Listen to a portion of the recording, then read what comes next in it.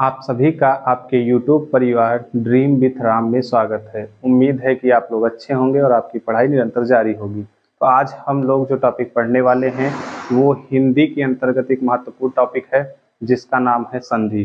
तो आज हम संधि को सिर्फ पहचानेंगे, उसको हम सीखेंगे कि हाँ एग्जाम में अगर आएगा तो अगर हमको कोई संधि दी हुई है या कोई हमको शब्द दिया गया है और उसमें हमसे पूछा गया है कि इसमें कौन सी संधि है, तो हम उसको पहचानने का तरीका देखेंगे और सबसे आसान तरीका देखेंगे। तो पहले जरा इधर देखिएगा, यहाँ आपको दिखाई दे रहा होगा कि ये बोर्ड पर जो हम आपके लिए लिखे हैं तो ये आपको हम 5 संधियों का लिखे हैं और ये किसका भाग है, तो जो हम यहाँ पे लिखे हैं ये स्वर संधि का भाग है। तो पहले 2-3 चीजें आप समझ लीजिए, नहीं तो आप कहेंगे हमको डायरेक्ट इस पे ले गए पहचानने के तरीके पे। तो पहले आपको कुछ मेरी बातें सुननी है, बस 1 मिनट सुन लीजिएगा, फिर उसके बाद आगे बढ़ते हैं। देखिए संधि को जब हम पढ़ रहे हैं तो संधि की परिभाषा क्या है इसको पहले नोट कर लीजिएगा। तो यहाँ पे जगह तो है नहीं इसलिए मैं बता दे रहा हूँ, तो अगर आप अपनी कॉपी पे नोट कर लीजिएगा। 2 निकटवर्ती वर्णों के मेल से जो हमारा विकार उत्पन्न होता है, या हम विकार को कह सकते हैं परिवर्तन, जो वो उत्पन्न होगा उसी को ही हम संधि कहते हैं। यानी जो 2 वर्ण मिल करके जो निकटवर्ती होंगे, जैसे देखिए इसकी परिभाषा समझिए, जैसे ये और ये 2 अगर निकटवर्ती हैं दोनों मिल करके, जैसे जब हम इसको तोड़ेंगे बाद में तो ये किसका निर्माण करेंगे, तो कुछ ना कुछ विकार या परिवर्तन जरूर हुआ होगा, तो उसी को हम कहते हैं संधि। और संधि के प्रकार कितने होते हैं, तो संधि के मुख्यतः 3 प्रकार होते हैं। अब कौन कौन सा, तो याद रखिएगा, स्वर्ग संधि, व्यंजन संधि और विसर्ग संधि। आपको 3 नोट कर लेना है अपनी कॉपी में, स्वर, व्यंजन और विसर्ग। अब आगे बढ़ेंगे, स्वर संधि के भाग कितने हैं, तो स्वर संधि के मुख्यतः 5 भाग, यही आपको 5 भाग नोट करने हैं। 5 भागों के लिए हम आपको ये तरीका लिखे हैं। और देखिए ये संधि के लिए आपको कम से कम 2 लेक्चर की आवश्यकता है, यानी 2 क्लास की आपको आवश्यकता है। बिना 2 क्लास के आप नहीं कर सकते, क्योंकि व्यंजन और विसर्ग में कम से कम 5-5 नियम हैं, वो आपको पता होने चाहिए। अब जरा यहाँ देखिएगा, आज हम आपको जो पढ़ाने वाले हैं या जो हम आपको सिखाने वाले हैं ये संधि को पहचान करना सिखा रहे हैं। फिर उसके बाद आएगा आपका संधि विच्छेद, यानी हम एक शब्द में अगर जो संधि छिपी होगी तो हम उसको अलग कैसे करेंगे।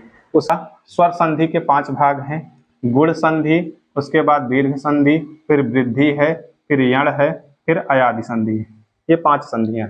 अब गुण संधि में है क्या, तो गुण संधि में जब हम 2 को तोड़ते हैं तो उसके पहले वाले में या तो ये छोटा आएगा या तो ये बड़ा आएगा, उसके बाद या तो दूसरे वाले में या तो ई आएगी छोटी, या तो बड़ी, या तो छोटा ऊ, या तो बड़ा ऊ, ये सब आएगा। लेकिन आपको देखिए ये सब आपको ध्यान नहीं देना, आपको ढूंढना क्या है। देखिए अब ये दोनों मिल करके यही 3 चीज बनाएंगे जो हमने यहाँ पे लिखा है, ए बनाएंगे अथवा ओ बनाएंगे अथवा अर बनाएंगे, यही ये 3 चीज जरूर बनाएंगे। बीच में यही आपको ये 3 मिलेंगे। जैसे कोई संधि होगी, जैसे कोई शब्द लिखा होगा तो उसके बीच में आपको ए ओ अर, अगर ये 3 चीज दिखाई दे गया तो इसका मतलब कन्फर्म है उसमें संधि कौन सी है, गुण संधि है। ये फिर आपको उसका संधि विच्छेद करने की आवश्यकता नहीं है। अब जरा समझिए, जैसे अगर हम बात करेंगे, देखिए ये है नरेश है, ये है महेश है, और ये राकेश है, ये महर्षि है, ये देवर्षि है, ये परोपकार है। पहले आप कुछ मत करिए, नरेश बोलिए। अगर आप नरेश बोल रहे हैं तो ए आ रहा है ना, और ए कहाँ दिखाई देगा, ये तीनों चीजें आपको दिखाई देंगी बीच में, और जब आएंगी तो ये अकेला होगा, ये अकेला होगा, ये अकेला होगा। अब जरा यहाँ देखिएगा, क्या यहाँ ये बीच में है, तो आप कहेंगे हाँ बीच में है, तो आप बता दिए कौन सी संधि, गुण संधि। अब यहाँ जरा देखिएगा, यहाँ भी बीच में है, यहाँ भी बीच में है। यहाँ देखिए देवर्षि, आपको तो दिखाई नहीं दे रहा होगा कि अर कहाँ छुपा हुआ है, तो जरा आप खुद बोलिए देवर्षि, क्या बीच में आपके बोलने पे अर आया, तो हाँ जरूर आया, अर जरूर आया। अर अगर आ गया तो इसका मतलब आपको समझ में आ गया यहाँ कौन सी संधि है, तो गुण संधि। अब जरा देखिए, यहाँ आप जब बोल रहे हैं परोपकार, ये तो आपको वो दिखाई दे रहा है ना, वो दिखाई दे रहा है, इसका मतलब आप क्या बता दिए, कौन सी संधि, गुण संधि। तो ये हो गया आपका पहचानने का तरीका। अब यही आप थोड़ा सा मेरी बात को और समझ लीजिए, ताकि आप जब ये संधि विच्छेद करने बैठे तो आपका काम भी आसान हो जाए। पहचानने का हम तरीका पढ़ रहे हैं, लेकिन आप यहाँ संधि विच्छेद करना सीखिए। कैसे, देखिए अगर हम बात करेंगे देवर्षि, महर्षि अथवा परोपकार अथवा महेश, नरेश, राकेश, हम सॉरी भाई, अगर हम इन सब में किसी की भी बात करें तो जरा सोचिए, जब भी संधि को आप कैसे समझिए। अब थोड़ा आपको हंसी तो आएगी लेकिन आपको बहुत ही अच्छा लगेगा। संधि नाम सुने हैं? अगर नहीं सुने होंगे तो जब आपका विवाह होगा, यदि जो आपके माता पिता जब आपस में, आपके माता पिता या लड़की के अथवा लड़के के, जब वे आपस में जुड़ेंगे तो उनको हम कहते हैं समधि। क्या कहते हैं? समधि। उनको कहा जाएगा समधि। तो पहले तो वो अलग अलग थे ना, लेकिन जब वो बने तो एक विकार उत्पन्न हुआ, एक परिवर्तन उत्पन्न हुआ, जिससे उनका रिश्ता क्या बन गया? समधि का।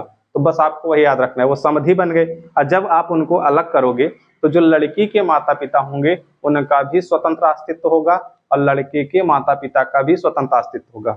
यानी आपको ढूंढना क्या है? जब आप संधि विच्छेद करेंगे तो आपको कुछ नहीं करना है, आपको सार्थक ढूंढना है। अरे भाई, उनकी भी वैल्यू है, लड़के के माता पिता की और लड़की की भी माता पिता की वैल्यू है। तो आपको बस ये याद रखना है, दोनों जुड़े और जैसे लड़की और लड़के का विवाह हुआ तो जब दो परिवार आपस में जुड़े, जब रिश्ते बने तो एक नया शब्द आपको मिला ना, समधि। बस उसी का समझ लीजिए आपका ये रूप है संधि। दो को मिला करके एक विकार उत्पन्न हो गया और बन गए क्या? समधि। जब समधि बने, जरा सोचिए, अब उनको अलग करेंगे तो सार्थक मिलेगा ना। तो आप जब भी संधि विच्छेद करिए, खुद एक बार, जैसे चार ऑप्शन ऑप्शन आपको एग्जाम में मिलेंगे, चार ऑप्शन मिलेंगे तो ऑप्शन में पहले वो छांटिए जो कतई हो ही नहीं सकता, यानी जैसे जो सार्थक है ही नहीं। जैसे देखिए, अगर हम इसी को बात करें महर्षि, अगर ये लिखा हुआ है, अगर हम इसको कहेंगे तो महा प्लस ऋषि, यही तो कहेंगे। अरे भाई, ये आपको सार्थक दिखाई दे रहा है, महा प्लस ऋषि, महर्षि, यानी जो ऋषि महान हैं उन्हें हम कहेंगे महर्षि। अब जरा देखिए इसको, महेश को, अगर ये महेश है और ये देवर्षि है, ये परोपकार है, अगर हम आपसे इसको कहें आप इसको छाटिए या आप इसको तोड़िए, तो आप कैसे तोड़ेंगे? आपको बस यही आपके मन में एक चीज रख लेनी है कि हमेशा हमको इसको सार्थक में तोड़ना है। तो हम अगर सबका करने जाएंगे तो आपको बहुत ज्यादा समय लग जाएगा, जैसे ये वीडियो बहुत ज्यादा लंबी हो जाएगी। बस आप मेरी एक बात नोट कर लीजिएगा, चाहे अपने कॉपी पे नोट करके लिख लीजिएगा कि जब भी आप संधि को तोड़ेंगे तो दोनों का स्वतंत्र अस्तित्व होगा, यानी हमको सार्थक को ढूंढना है। अब ये समस्या आपको कब होगी? जैसे छोटा सा शब्द दिया है तो उसमें भी समस्या हो सकती है, लेकिन आपका मान के चलिएगा 95% से ज्यादा के प्रश्नों में आपका एक काम बहुत ही आसान कर देगा। तो ये आपको चीज समझ में आ गई होगी। जैसे देखिए, ये तो था इसका देवर्षि, देव प्लस ऋषि। अगर हम इसकी बात करेंगे राका प्लस ईश, राका प्लस ईश, अब ये मत करिएगा राक प्लस ईश। अब खुद सोचिए, जैसे हम इसका कह रहे हैं राकेश, अगर हम इसका कह रहे हैं संधि विच्छेद करिए तो राका प्लस ईश, राक भाई कोई शब्द नहीं है। जैसे अगर आप इसको तोड़ रहे हैं कि राक प्लस ईश, तब तो आप गलत करें। राका पर्यायवाची है किसकी? तो राका है चंद्रमा की। तो ईश का मतलब क्या है? भगवान। इसका मतलब इन दोनों का स्वतंत्र अस्तित्व है, बस आपको यही ध्यान रखना है। तो पहचानने का तरीका आप सीख गए, और संधि विच्छेद कैसे करेंगे ये भी आपको हमने छोटे ही शब्दों में, थोड़े ही शब्दों में आपको बता दिया है। चलिए, अब आपको बीच में क्या ढूंढना है? ए ओ अर, कोई भी शब्द दिया है, अगर इनमें से तीनों कोई दिखाई देते हैं तो आप टिक कर दीजिएगा गुण संधि, आपका सही हो जाएगा। चलिए आ जाइएगा दूसरे संधि पे। दूसरे संधि पे हम बात करेंगे, ये है दीर्घ संधि। दीर्घ संधि, अब जरा बताइए, ये तो गुण हो गया, उसके बाद आएंगे दीर्घ। दीर्घ का मतलब क्या होता है जरा आप बताइए? दीर्घ का मतलब आप कहेंगे, दीर्घ का मतलब होता है बड़ा, यानी बड़ा। बड़ा आपको देखना है, जरा देखिए। अब इस नियम को हम किस लिए लिख दिए हैं? ताकि आप ये समझते चलिए कि ये जैसे अगर जब तोड़ेंगे ना, तो ये जो पहला वाला रहेगा, जो पहला पद बनेगा, जैसे किसी शब्द का जो पहला पद बनेगा उसके अंत में आपको ये चीजें दिखाई देंगी, इनमें से कोई भी एक दिखाई देगा, और लास्ट वाले में से इनमें से कोई एक दिखाई देगा। लेकिन आपको उस पर तो जाना है नहीं, आपको पहचानने का तरीका सीखना है। और तरीका सीखेंगे क्या? देखिए, ये बीच में आपको ये तीन चीजें मिलेंगी, एक तो बड़ा मिलेगा, एक तो बड़ी मिलेगा, अथवा बड़ा मिलेगा। अब जरा देखिए इसके एग्जाम्पल यहाँ देखिए। अब आप इसको सीख गए ना, बीच में हमको ढूंढना था, अब इसमें भी बीच में ढूंढिए। देखिए, अब यहाँ आपको ये बड़ा दिखाई दे रहा है, कहेंगे हाँ सर दिखाई दे गया, तो इसका मतलब आप क्या बता देंगे? नवागत है, नवागत लिखा है, तो इसका मतलब आप बता देंगे कि इसमें कौन सी संधि है। बीच में आप देख लिए तो आप बता देंगे दीर्घ संधि है। चलिए, यहाँ बड़ी ई दिखाई दे गया तो आप बता दिए दीर्घ, यहाँ बड़ा आ दिखाई दे गया तब भी बता दिए, और यहाँ बड़ा ऊ दिखाई दे गया तब भी आप बता देंगे कि इसमें कौन सी संधि है। अब जरा देखिए, छोटा सा देखिएगा, अगर हम आपसे बात करें इसी का लघुत्तर का, अगर हम आपसे कहें कि भाई आप हमको इसको तोड़ करके बताइए कि इसका संधि विच्छेद क्या होने वाला है, तो बस मेरी एक बात आपको याद रखना है, कौन सी, कि जब भी तोड़ेंगे समधि जब अलग होंगे तो उनका भी स्वतंत्र अस्तित्व है, उनका भी, इसका मतलब दोनों सार्थक होने वाले हैं। तो यहाँ हम क्या लिखेंगे, तो लिखेंगे हम लघु प्लस उत्तर, यही तो होगा आपका। ये लघु का मतलब है छोटा, उत्तर का मतलब है किसी प्रश्न का उत्तर देना, इसी को हम कहते हैं लघु उत्तर, यानी छोटे में किसी प्रश्न का उत्तर देना। तो क्या दोनों सार्थक नहीं है, तो आप कहेंगे दोनों सार्थक। अब इनमें से आप चाहे जिसका भी ले लीजिएगा, इसका भी करेंगे इसका भी करेंगे, तो आप जब आप टेस्ट लगाइएगा तो देखिएगा, बस मेरी इसी बात को अपने माइंड में सेट कर लीजिएगा कि हाँ हमको सर ये बताए हैं कि हमको सार्थक को ही ढूंढना है। चलिए इतना हो गया। अब जरा आइएगा तीसरे पे, दो संधियां हो गई, तीसरी है आपकी वृद्धि संधि। अब वृद्धि संधि को हम पहचानेंगे कैसे, देखिए दीर्घ का मतलब होता है बड़ा, वृद्धि का मतलब भी होता है बड़ा, लेकिन आप वृद्धि का मतलब ये लगाएंगे कि वृद्धि का मतलब होगा फैलाव। वृद्धि का मतलब आप लगाएंगे कि जैसे कोई चीज संकुचित मात्रा में थी उसी का फैलाव हो गया। अब दीर्घ का मतलब आप सीधा सीधा लगा लेंगे बड़ा, लेकिन जब भी आपसे वृद्धि का मतलब लगाना हो तो संधि पढ़ते समय वृद्धि का मतलब आप लगाएंगे फैलाव। अब फैलाव क्या है जरा देखिए, यहाँ गुण था, फैलाव देखिए जब गुण में देख रहे थे तब ए ओ आर था, सिंगल था। अब यही आपका ए का आपका बन जाएगा अय और बन जाएगा ओ का आपका बन जाएगा आओ, यानी जो चीज सिंगल थी आपका किस में, गुण में, वही चीज अब आपका डबल हो गई। अब आपको बस यही ध्यान रखना है कि वो चीज आपका डबल हो, देखिए ये चीज आपका डबल हो गई और ये चीज जो आपका ये सिंगल थी ये भी आपका ये डबल हो गई। बस आपको यही चीज नोट करके रख लेना है। अगर इनको हम देखेंगे तो ये आपका काम बहुत आसान करने वाले। देखिए यहाँ आपको मिल गया एक का एक, ये बीच में आपको दिखाई दे गया डबल वाला, वृद्धि का मतलब क्या, डबल। बस यही याद रखिए, चीजों को एकदम से सरल करने का प्रयास करिए और किताबी भाषा पे बिल्कुल मत भागिए। देखिए बीच में आपको मिल गया डबल, दिखाई दे गया, तुरंत बता दिए कौन सी संधि, भाई अरे डबल है तो इसका मतलब वृद्धि है, फैलाव है। इसको भी देखिए यहाँ भी आपको डबल दिखाई दे गया।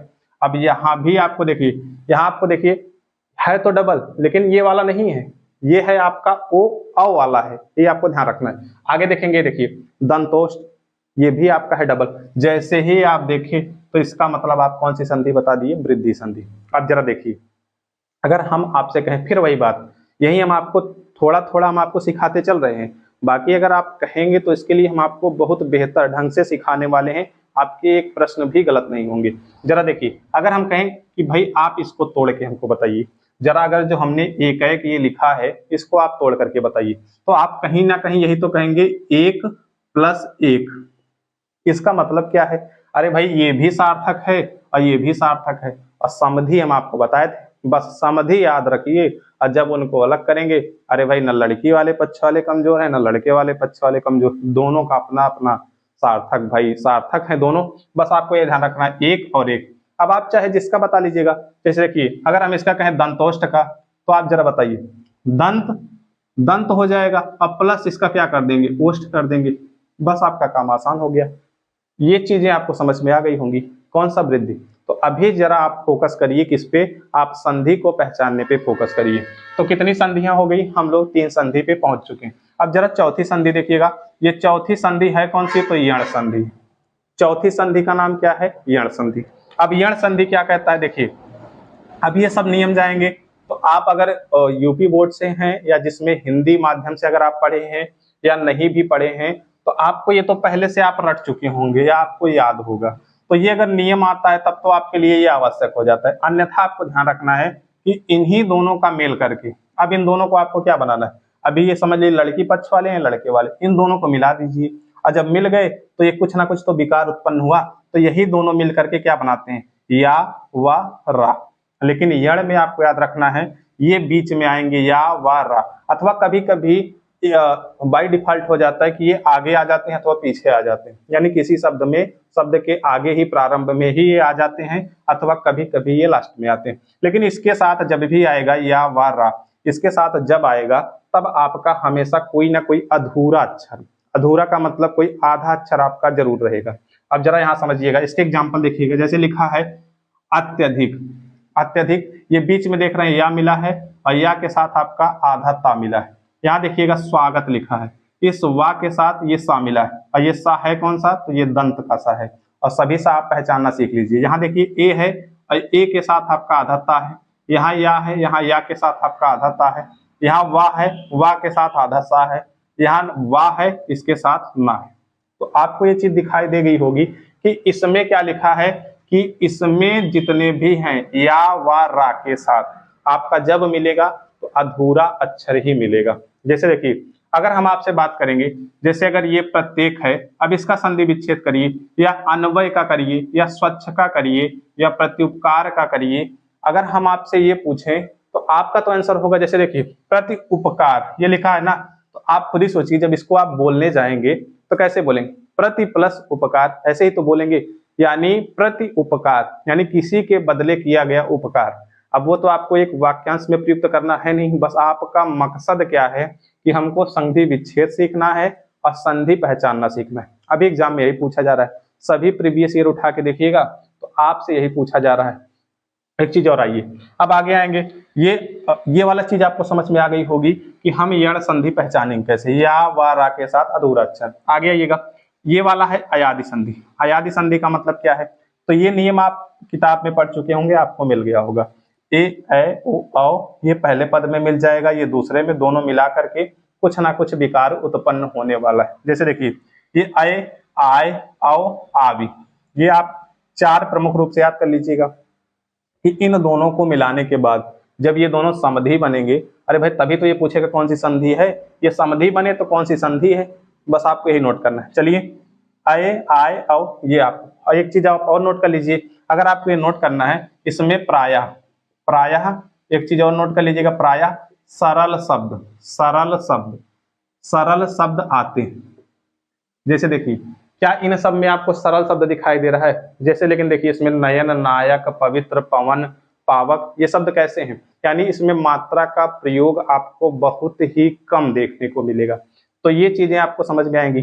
जरा देखिए अगर आप बोलेंगे नयन, नयन बोल रहे हैं तो क्या इसमें आ रहा है, कहीं ना कहीं नयन जब बोलेंगे तो ये सारी चीजें आपको मिलनी है, अन, अय, औ, ऐसा कुछ आपको मिलने वाला। देखिए नायक, आय मिला ना, नायक, जब यहां से आप इसको तोड़ने वाले हैं तो यहां से आपको आय मिलेगा। जैसे पवित्र, आ भी यहां आपको जरूर मिलेगा, आ भी, जैसे देखिए ये लिखे हम ना, ये तो आपको ये बीच में मिलने वाला है, बस इसका आपका भावार्थ समझना होगा। और जब इनको तोड़ेंगे आप तब इसमें कुछ है नहीं, बस आपको बस यही नोट करके चलना है कि हम जब भी तोड़ेंगे इनको हम सार्थक शब्दों में तोड़ेंगे। अब आपका देखिए एक चीज और नोट कर लीजिएगा, एक अपवाद के रूप में नोट करेंगे, अपवाद, यहां लिख लीजिएगा अपवाद। अपवाद में जैसे हम आपको जो दूसरी वीडियो लाएंगे उसमें जो इसमें अपवाद रहेगा वो हम आपको देने वाले। जैसे सत्याग्रह, अगर आपसे पूछा जाए सत्याग्रह में संधि कौन सी है तो आप क्या बताएंगे, तब तो आप हमारे नियम से चलेंगे कि या के साथ आपका अधूरा अक्षर लगा है ये ता, तो ये तो हमारा हो गया कौन सा, यण संधि। लेकिन इसमें आपका याद रखिएगा इसमें है आपका दीर्घ संधि, तो इसको स्टार बना के अपनी कॉपी में लिख लीजिएगा। सत्याग्रह में कौन सी संधि है, तो ये है आपका दीर्घ संधि। लेकिन आपका स्वागत में कौन सी संधि है, तब आप बताएंगे यण संधि। ये आप अपनी कॉपी पे नोट कर लीजिएगा, सत्याग्रह को कौन सी संधि है, दीर्घ संधि। अब एक चीज और समझिएगा, कभी कभी अब इसमें बचा कौन सा है, आपको बस दो ही चीजें बची, एक व्यंजन बचा है और एक विसर्ग संधि बची। व्यंजन और विसर्ग ये दो संधियां बची हैं और आपको इस पे थोड़ा हमको इस पे प्रैक्टिस और करानी है। जैसे हम इसको कैसे तोड़ेंगे, कौन सा हमारा सार्थक होगा, कौन सा हम कैसे इसको पहचानेंगे। और देखिए एक दो संधि से आपका नहीं आएगा, जैसे हम इतना आपके लिए जो कराए हैं, अब अपनी कॉपी पे उठाइएगा, कोई भी आपके पास प्रैक्टिस सेट होगी या किताब होगी, बुक होगी, लूसेंट का होगा या आदित्य का होगा, मार्केट में बहुत सारी किताबें उपलब्ध हैं, उनमें से आप जरा देखिएगा कि जहां आप संधि विच्छेद है, चार ऑप्शन जहां दिया गया है वहां खुद सोचिएगा और जैसा हम बताएं कि समधि है उनको अलग करिए और सार्थक ढूंढिए कि दोनों का भाई स्वतंत्र अस्तित्व है, उनका कुछ ना कुछ मतलब निकलेगा, वो कुछ ना कुछ सार्थक अर्थ देके चाहेंगे, फिर आप संधि विच्छेद करते चले जाइएगा, फिर आपको समझ में आ जाएगा। और रही बात देखिए इसके बाद हम आपको कौन सी संधि पढ़ाने वाले हैं, तो ये तो स्वर संधि का भाग था। और कभी कभी एग्जामिनर आपके साथ एक गेम और खेलता है, क्या करता है देखिए, जैसे मान के चलिए ये वृद्धि संधि है, आप पकड़ लिए, लेकिन ऑप्शन में आपको वृद्धि संधि मिला ही नहीं और उसके स्थान पे लिखा है स्वर संधि। जैसे चार ऑप्शन बने, कौन कौन सा देखिए, एक बना आपका स्वर संधि, उसके बाद आपका बना विसर्ग संधि, एक बना व्यंजन संधि और एक बना इनमें से कोई नहीं। तो आपको पता चला कि आप जब चेक किए तो उसमें था आपका कोई भी मान लीजिए, चाहे दीर्घ मान लीजिए, चाहे वृद्धि मान लीजिए। तो अगर ये ऑप्शन में नहीं मिला तब आपको ये पता होना चाहिए कि इनके सबके जो पापा हैं, इनके सबके जो पापा हैं वो कौन है, स्वर संधि। तो स्वर संधि के ये 5 भाग हैं। अब मुख्यतः संधि के कितने भेद हैं, तो 3 भेद हैं। और संधि किसे कहते हैं, तो 2 निकटवर्ती वर्णों के मेल से जो विकार या परिवर्तन उत्पन्न होता है हम उसे संधि कहते हैं। तो वर्णों के मेल को संधि कहते हैं, और यही समास का पूछेगा तो शब्दों के मेल को समास कहते हैं। तो उम्मीद है कि ये सब आपको अच्छे से समझ में आ गया होगा। अभी आप अपना फोकस रखिए इसी पे। और देखिए इसमें आपका वही गलती होगी, अभी हम बता दे रहे हैं। जैसे अगर आप ये हमारा वीडियो देखने के बाद अगर आप क्वेश्चन सॉल्व करने गए तो आप गलती कहाँ करेंगे पता है, हो सकता है किसी में ये जैसे हम आपका गुण संधि बताएं, जैसे नरेश बताएं, तो आपका व्यंजन और विसर्ग वाला अगर आ जाएगा तो आप गलत कर देंगे। क्योंकि जब आप संधि विच्छेद करना सीख गए हैं और जब व्यंजन और विसर्ग के जो 4-4, 5-5 नियम है वो पढ़ लेंगे तब आपका कभी भी ये गलत नहीं होगा। जैसे अभी आपको ये थोड़ा अधूरा ज्ञान मिला है। अधूरा ज्ञान का मतलब ये है कि आपका ऐसा नहीं कि आप सीखे नहीं, आप इसको पहचानना सीख चुके हैं। बस ये है कि जैसे अभी व्यंजन और विसर्ग जब आपको दे दिया जाएगा तब आपका ये समझ लीजिएगा कि आपका संपूर्ण ज्ञान हो जाएगा संधि में। बाकी हम आपको ये तोड़ना सिखा दिए हैं।